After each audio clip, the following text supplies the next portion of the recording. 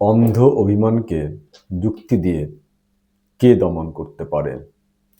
যদি কোনো উপন্যাসে এরকম একটি লাইন আপনি পড়তে পারেন, তাহলে বুঝবেন যে উপন্যাসটি আসলে কোন পর্যায়ের এবং কতটা উন্নত ধরনের উপন্যাস।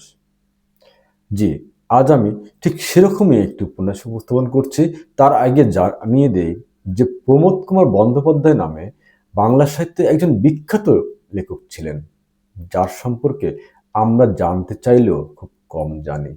কিন্তু যখনই আমরা তাকে বলবো যে পদ্মা নদীর মাঝি উপন্যাসের লেখককে, তখন আপনি আমি সবাই এক বাক্যে এটুকু বলে ফেলবো যে তিনি আর কেউ নন, মানিক বন্দ্যোপাধ্যায়। জি হ্যাঁ, মানিক বন্দ্যোপাধ্যায়েরই আসল নাম প্রমোদ কুমার বন্দ্যোপাধ্যায়। প্রমোদ কুমার বন্দ্যোপাধ্যায় বা মানিক বন্দ্যোপাধ্যায়ের প্রথম প্রকাশিত উপন্যাস জননী।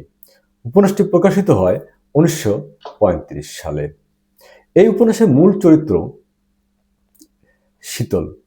এই উপন্যাসের মূল চরিত্র শ্যামা। এছাড়াও এই এই এছাড়াও এই উপন্যাসে শীতল, বিধান, বকুল, রাখাল, মন্দা ছাড়াও হারান ডাক্তার, বিষ্ণুপ্রিয় এবং আর অনেকগুলো চরিত্র সংযুক্ত আছে। কিন্তু মূল চরিত্র শ্যামাকে কেন্দ্র করে উপন্যাসটি আবর্তিত। এর ফলে শ্যামা এই উপন্যাসকে টেনে নিয়ে গেছেন একের পর এক জায়গায়। শ্যামা যেখানে, উপন্যাস সেখানে। শ্যামা যেখানে স্থির, উপন্যাস ঠিক সেখানেই স্থির। আসুন আমরা এই উপন্যাসটা সম্পর্কে একটু জানি। মাত্র 15 বছর বয়সে শ্যামা বিপত্নিক শীতলের স্ত্রী হয়ে সংসারে আসেন। একটা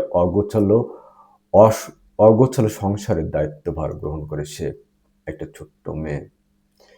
দীর্ঘ 7 বছর বাজা জীবনযাপন করে। তাই সন্তানের প্রতি তার আকাঙ্ক্ষা এবং একটা আকুতি তার ভিতরে সবসময় বা সবসময় কাজ করে। কিন্তু যখন শ্যামার সন্তান হয়, তখন 7 বছর পর এই বাজা দুর্নাম ঘুচিয়ে শ্যামার কোল জুড়ে আসে একটি সন্তান।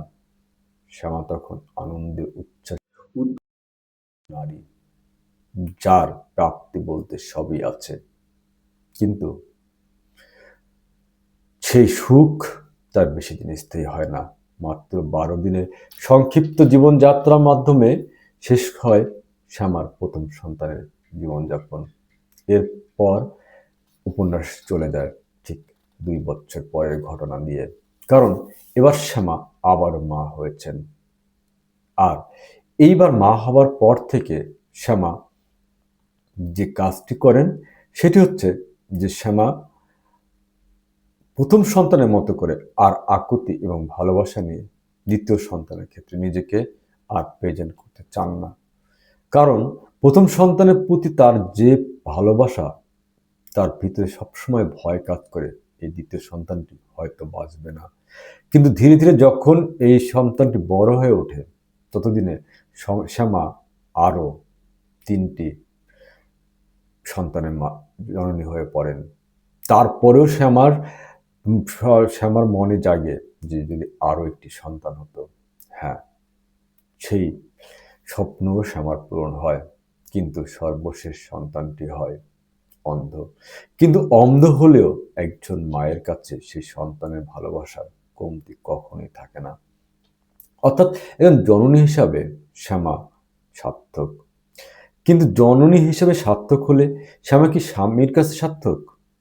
এই প্রশ্নটি উপন্যাসে বারবার উঠে এসেছে। আর এখানে শ্যামার যে ননদ মন্দা, তার জামাই রাখাল, যে একসময় ছিল শ্যামার বন্ধু, সেই মন্দার সংসারে রাখাল নিয়ে আসে দ্বিতীয় স্ত্রী। যখন মন্দা তার সংসার হারিয়ে ফেলার উপক্রম হয়, তখন সে হারিয়ে ফেলে রাখালকে, কিন্তু গ্রহণ করে সংসারে গৃহিণীপনা। তাই সতীনের মাঝেও সে তার সুখ খুঁজে নেবার চেষ্টা করে। এভাবে এই গল্পের প্লটগুলো চলে। কিন্তু খুব বেশি দীর্ঘমেয়াদে যে পার্শ্ব চরিত্রগুলোকে দেখানো হয় তা কিন্তু নয়। বরাবরই যেটা দেখানো হয় সেটা হচ্ছে শ্যামার জীবনযাত্রা। শ্যামা প্রতিটা মুহূর্ত তার সন্তানদের জন্য ব্যয় করে। যেখানে শীতলের স্থান একেবারেই নাই। শ্যামা বস্ত্র ছাড়াই বা ছেঁড়া বস্ত্র পরে থাকলেও সন্তানদের জন্য কখনো ছেঁড়া বস্ত্র বা জীর্ণ বস্ত্রের সন্ধান সে করে না। সে অল্পের মধ্য দিয়ে সর্বোচ্চটুকু সন্তানদের জন্য করার চেষ্টা করে। অর্থাৎ একজন জননীর সর্বোচ্চ চেষ্টা এই উপন্যাসে দেখা যায়। শ্যামা এবং শীতলের এই যে সম্পর্কের মধ্যে ব্যবধান সৃষ্টির ফলে একটা সময় শীতল অনেক বাজে কিছু কথা বলে বসে এবং বাজে কিছু ঘটনাও ঘটিয়ে দেয়। তবে তার আগে একটা ঘটনার মধ্য দিয়ে শীতল এবং শ্যামার সম্পর্কের দূরত্ব আরো অনেক বেড়ে যায়। শ্যামা তিল তিল করে জমাচ্ছিল তার টাকা, কারণ তার বাড়িটাতে একটা দোতলায় ঘর তুলবে, সেখানে তার সন্তানদেরকে নিয়ে সে ভালো থাকবে ভবিষ্যতের আশায়। কিন্তু উড়নচণ্ডী শীতল যা করে তা আর কেউ কল্পনা করতে পারে না। শীতল শ্যামার কাছ থেকে 500 টাকা নিয়ে পালিয়ে যায়। 7 দিন পরে উদ্ভ্রান্ত রোগাক্রান্ত শীতল বাড়ি ফিরে আসে। শ্যামার আর শীতলের মাঝে একটা বিশাল দূরত্বের সৃষ্টি হয়। এই দূরত্বকে কখনোই শীতল এবং শ্যামা গুছিয়ে বা দূরত্বের সমাপ্তি ঘটানোর চেষ্টা করে না। এর ফলাফল যা ঘটে তা হলো একটা সময় গিয়ে শীতল আর শ্যামার মধ্যে এই দূরত্ব থেকেই যায়। এর ফলে শ্যামা তার জীবনে সন্তানদের জন্য যতটুকু করে শীতলের জন্য ঠিক তার চেয়ে অনেক বেশি, অনেক কম করে। আর এটা শীতলের একটা রাগান্বিত শব্দ দিয়ে বেরিয়ে আসে, বাজারের বেশ্যা মাগিগুলো তোমার চেয়ে ভালো। তারা হাসি খুশি ফুর্তি করতে জানে। তুমি কি রক্তে মাংসের মানুষ? তুমি একটি লোভ করার যন্ত্র। অথচ এত বড় নোংরা একটা কথা শুনতে হয় শ্যামাকে, শুধুমাত্র তার সন্তানদের ভবিষ্যৎ এবং সন্তানদের ভালো রাখার কল্পনা করার জন্য। শ্যামা কতটাই সন্তান প্রিয় হয়ে ওঠে তা বোঝা যায়। শ্যামার বিয়ের পর শ্যামার যে মামা তাকে মানুষ করেছিলেন, সেই মামা শ্যামাকে অল্পপণে বিপত্নিক শীতলের হাতে গুছিয়ে দিয়ে তার শ্যামার প্রত্যেক সম্পত্তি সব বিক্রি করে পালিয়ে যায়।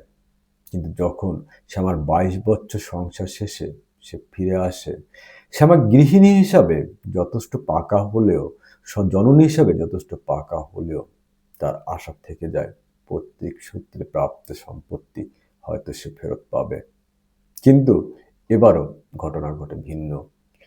শ্যামা আর শীতলের মাঝে একটা দূরত্ব থাকে। শ্যামার সংসারে শীতল একটা জড় পদার্থ। তাদের সন্তানদের সঙ্গে শীতলের সম্পর্ক হয় শ্যামার মধ্যস্থতায়।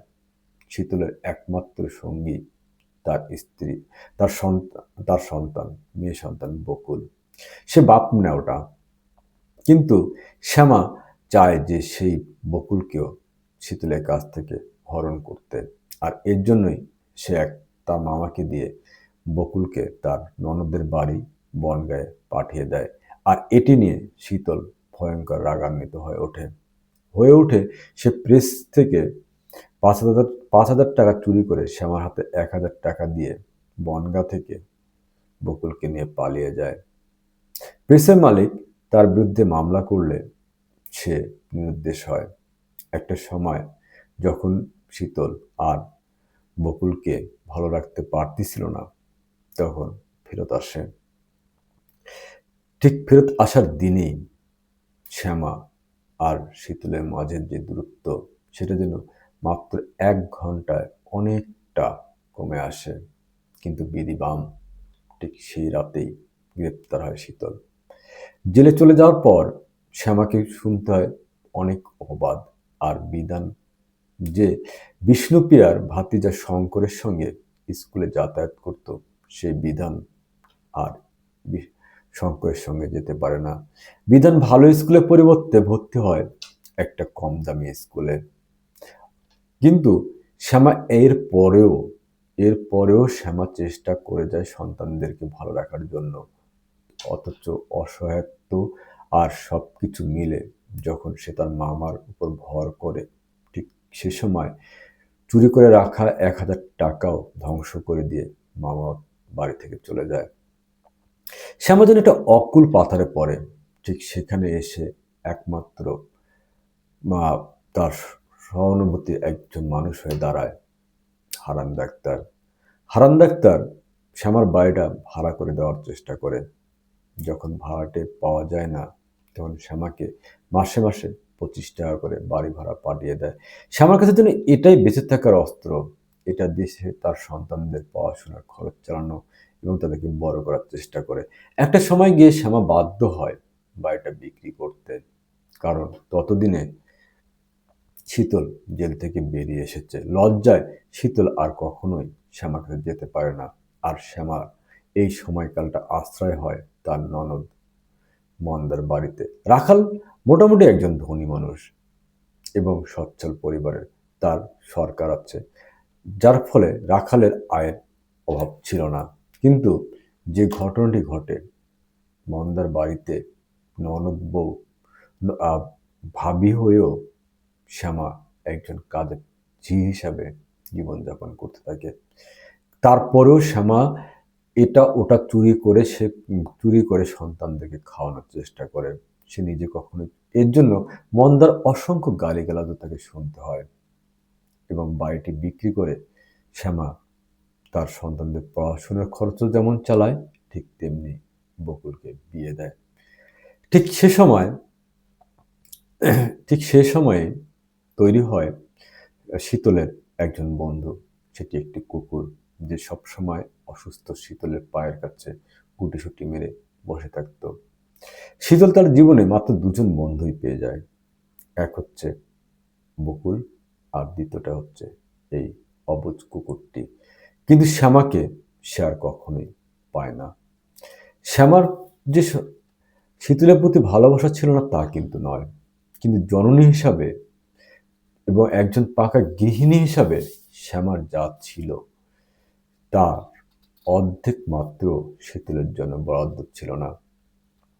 তাই তো শ্যামা আদর্শ স্ত্রী হতে যতটুকু যোগ্য হয়, কিন্তু সেটা আদর্শ মা হওয়ার যতটুকু যোগ্য, ততটুকু সে কখনো আদর্শ স্ত্রী হবার চেষ্টা করে না।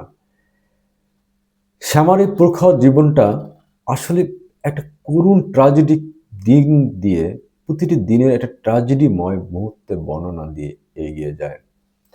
আমরা এই উপন্যাসে প্রতিটি পরতে পরতে দেখতে পাই একজন জননী হিসাবে সন্তানদের জন্য একের পর এক যুদ্ধ করতে থাকা শ্যামাকে। এই উপন্যাসে প্রত্যেকটা চরিত্র এত সূক্ষ্মভাবে উপস্থাপন করা হয়েছে যা অকল্পনীয় এবং অচিন্তনীয়। এর সুনিপুণ গাঁথুনি এবং প্রতিটি অধ্যায়ের একটা চমৎকারত্ব আপনাকে বা পাঠক সমাজকে অনেক দুর্দান্তভাবে আপ্লুত করবে। যদি কোনো লেখকের প্রথম বই, প্রথম প্রকাশিত উপন্যাসে এরকম দাপুটে লেখনীর সাক্ষাৎ পাওয়া যায়, তাহলে ধরেই নেওয়া যায় সেই উপন্যাসিক ভবিষ্যতে বাংলা সাহিত্যকে কত কিছুই না দিবে। ঠিক মানিক বন্দ্যোপাধ্যায় তাই দিয়ে গেছেন। তবে এই জননী উপন্যাসে একটি জায়গা উপস্থাপন না করলে আমাকে অনেক বেশি অপরাধী মনে হবে। জননী উপন্যাসের শেষ অধ্যায়টিতে শেষ যে প্যারাটি আছে সেটি সেটির মতো করে পুরো উপন্যাসটি যদিও রচিত, কিন্তু এই জায়গাটি আমাকে অনেক বেশি আপ্লুত করে গেছে। একে একে দিন গেল, ঋতু পরিবর্তন হইল জগতে, শীত আসিল, শীতল পরলোক গেল, শ্যামা ধরিল বিধবার বেশ, তারপর শীত আর রহিল না। সুবর্ণকে শ্যামা যেন বুকের মধ্যে লুকাইয়া রাখিয়া একটি দিনের প্রতীক্ষা করিতে লাগিল। কোথায় গেল ক্ষুদ্র বিদ্বেষ, তুচ্ছ শত্রুতা? সুবর্ণের জীবন লইয়া শ্যামা যেন বাঁচিয়া রহিল। তারপর এক চৈত্র রাত্রিতে এ বাড়ির যে ঘরে শ্যামা একদিন বিধানকে প্রসব করিয়াছিল, সেই ঘরে সুবর্ণ অচেতন হইয়া গেল। ঘরে রহিল কাঠকয়লা পুড়িবার গন্ধ, দেয়ালে রহিল সাহিত্য মানুষের ছায়া, জানালার অল্প একটু ফাঁক দিয়ে আকাশের কয়েকটা তারা দেখা গেল, আর শ্যামার কোলে স্পন্দিত হইতে লাগিল জীবন। জি, সমাপ্তি ঠিক এই জায়গাটাতেই ঘটে।